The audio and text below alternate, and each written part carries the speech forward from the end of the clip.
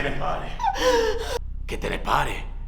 Che cosa sei venuto a fare qui? Io volevo solo, giuro, parlare con te. Bene, allora fallo. Di che cosa volevi parlare? Non me lo ricordo più. Oh, non te lo ricordi più. No, non me lo ricordo più. Forse riguarda Danny. Forse volevi parlare di lui. Ma hai assolutamente ragione, tesoro. Dobbiamo assolutamente parlare di Danny. Dobbiamo sapere cosa ci conviene fare. Cosa ci conviene fare del bambino. Sì, io non lo so. Io non credo che tu non lo sai.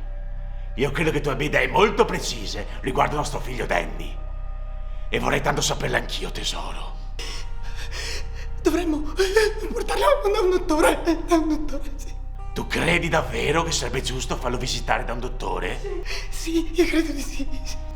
E quando credi che sarebbe giusto farlo visitare da un dottore? Al più presto possibile. Addirittura? Al più presto possibile? Sì. Ti preoccupa la vita di Danny, vero cara? Sì, mi preoccupa, sì. E sei preoccupata per la vita di tuo figlio, vero? Sì. E non sei preoccupata anche per me? Certo, anche per te, sì. Ma tu hai idea delle mie responsabilità? Jack, ti prego! Io non so di che parli. Hai mai pensato per un secondo, un momento, a quante fottuta responsabilità ho sulle spalle? Hai mai pensato per un secondo, un momento, da quando siamo qui, alle responsabilità che ho verso la direzione? Ci hai mai pensato tu? Non te ne frega niente!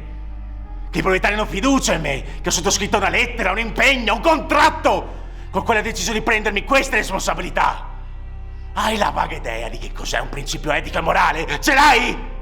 E hai la vaga idea di cosa sarebbe il mio futuro se non riesco a farcela con gli impegni che ho preso? Ci hai pensato tu? Rispondi!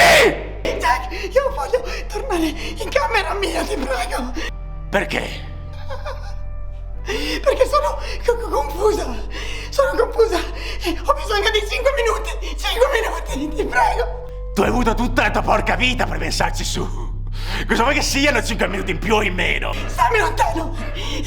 Stammi lontano, ti prego. Oh, ma che ti fa niente? Wendy! Stammi Wendy! Tesoro, luce della mia vita. Io non ti farò niente. Però devi farmi finire la frase.